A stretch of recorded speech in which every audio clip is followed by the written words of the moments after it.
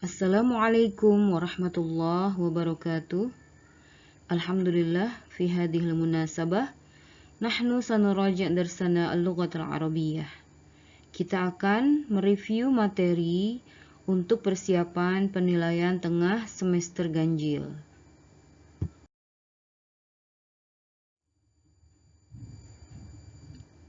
Dalam penilaian tengah semester ganjil ini, ada dua materi yang akan diujikan. Yang pertama adalah materi yang berjudul Haditsus Sariqah, peristiwa perampokan. Dan yang kedua adalah materi yang berjudul Al-Harbu Wassalam, perang dan perdamaian.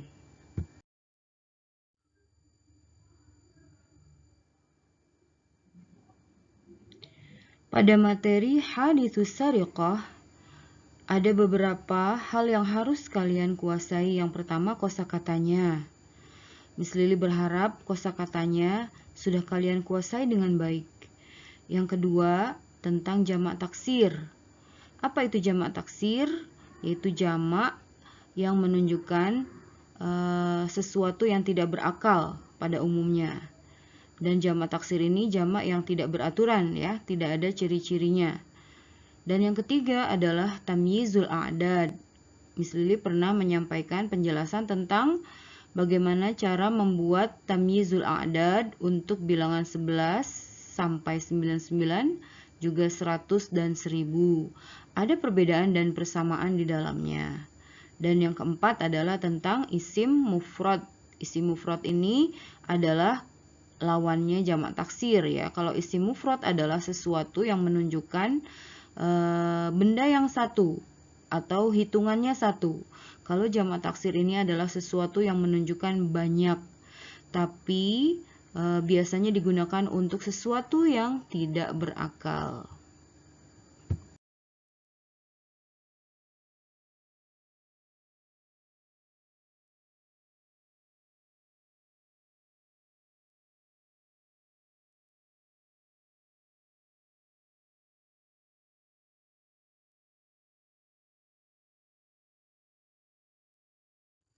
Masih dalam materi Haditsus Sariqah, kita akan mulai melihat contoh soal tentang kosakata, ya. Contoh, ada soal misalnya yang berbunyi seperti ini. Ma'nal jarimah, arti dari al-jarimah adalah alif, pembunuhan, ba, perampokan, jim, kejahatan, dal, pelaku kejahatan, ha, polisi. Manakah jawaban yang betul? Jawaban yang betul adalah pilihan jim. Nah, seperti itu, ya, contoh dari soal tentang kosakata. Ini mungkin berlaku untuk beberapa soal yang berhubungan dengan kosakata seperti ini. Ada kalanya kalian harus menerjemahkan ke dalam bahasa Indonesia, ada juga kadang-kadang kalian menerjemahkannya ke dalam bahasa Arab.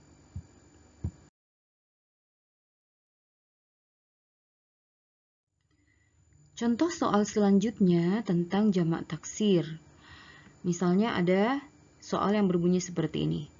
Kalimatul akhbar takunu.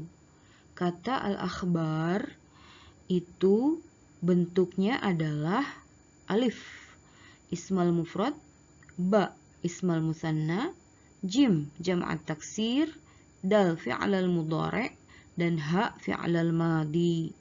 Karena kalian sudah belajar bahwa kata al-akhbar adalah jamak taksir, maka jawaban yang betul adalah pilihan jim. Apa mufrad al-akhbar? Mufradnya adalah kata khabar.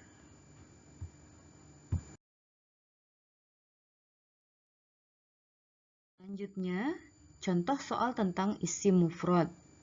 Misalnya ada soal yang seperti ini. Ismul mufrad min kalimati hawadis.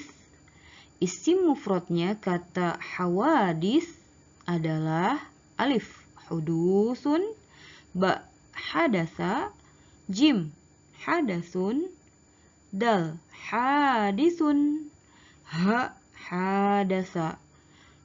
Nah, jawaban yang betul adalah pilihan dal, hadisun. Apa artinya hadisun? Ma makna hadis? Peristiwa.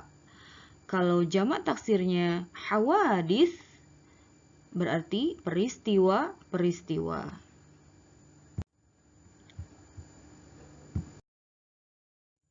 Nah, untuk soal tentang tamyizul a'dad, kalian harus ingat konsepnya untuk bilangan 11 sampai 99. Di mana untuk bilangan-bilangan itu, tamyiznya terdiri dari isim mufrad yang berharokat nasab atau fathah di akhirnya. Sedangkan untuk bilangan 100 dan 1000 juga tamyiznya dalam keadaan ada berupa isim mufrad tetapi harokatnya kasroh atau majrur di huruf akhirnya. Selanjutnya, materi kedua yang akan diujikan dalam PTS ini adalah materi al-harbu wassalam, perang dan perdamaian. Apa yang harus kalian kuasai? Yang pertama kosakatanya. Miss Lili kemarin sudah buatkan kosakatanya bentuk kamus dalam selembar kertas ya. Miss Lili sudah bagikan, mudah-mudahan kalian sudah bisa menguasainya. Terus yang kedua adalah isim nakiroh. Dan yang ketiga adalah isim ma'rifat. Apa itu isim nakiroh dan ma'rifat? Oke, kita lihat slide selanjutnya. Contoh soal dalam materi kedua tentang kosakata ini adalah misalnya ada soal yang berbunyi peradaban fil Arabiyah. Peradaban dalam bahasa Arab adalah alif at-tarikh, ba hadarat, jim jadi dan dal al-insan, ha amran. Mana yang masih kalian ingat tentang peradaban? Oke, yang betul adalah jawabannya ba. Ya, hadarat bermakna peradaban. Selanjutnya, apa itu isim nakiroh? Ada yang tahu jawabannya? Pasti kalian sudah sering sekali berjumpa dengan isim nakiroh. Isim nakiroh itu biasanya ditandai dengan tanwin. Ya, di belakang kata atau di huruf akhir. Misalnya kata faslun, ada dhammahtain di belakangnya.